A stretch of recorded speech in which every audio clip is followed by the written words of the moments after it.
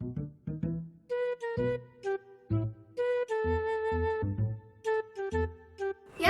ban sepeda kok bocor. Jadi udah terlambat di sekolah. Alah, ikah nyampi sibuk yo. Kau karak kamu kan. Kacau nak ke bayu dia. Yes, kalau tahu gini maunya tiap hari ban bocor. Ya, helm mana ya? Kau dah lembut payah agak mandu. Kak unai putra na nanti mati mama kan suka bayu dia. Aman am pelisingan dah yang menduman. Apa ya, entah apa-apa dibilangnya. Yeh kakak, homeja. Udah nanya. Nyan ban anak kumun badan temanyang. Baru tak tanyang nyan, kamu nan jawaban. Mau sekolah bunda. Terus kenapa lah bawa motor?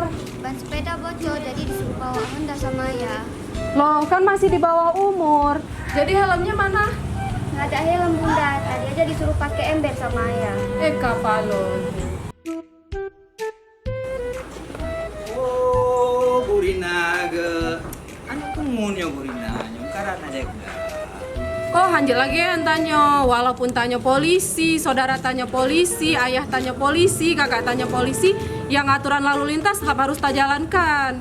Karena cek, nyan demi kepentingan tanyo, kan kepentingan orang lain, yang terjadi kecelakaan tanyo, kan orang lain, yang jar mau sakit pintik tanyo, kan orang lain. Maka dari nyan cek, lebih gak tak cegah jino daripada menyesal di kemudian hari, menyai pegah legok.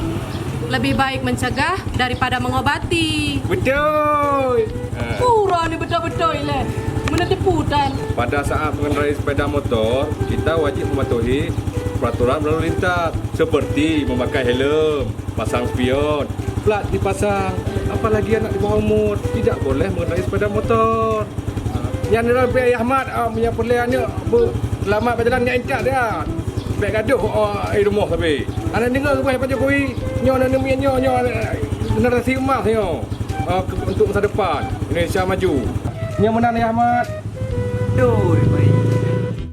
hai bang Ai, kasih PPB hai, kapoh 8. Oh, Apel. ya, jangan tu Bu Rina. Boyak saja. Stop pelanggaran, Stop kecelakaan, keselamatan untuk kemanusiaan.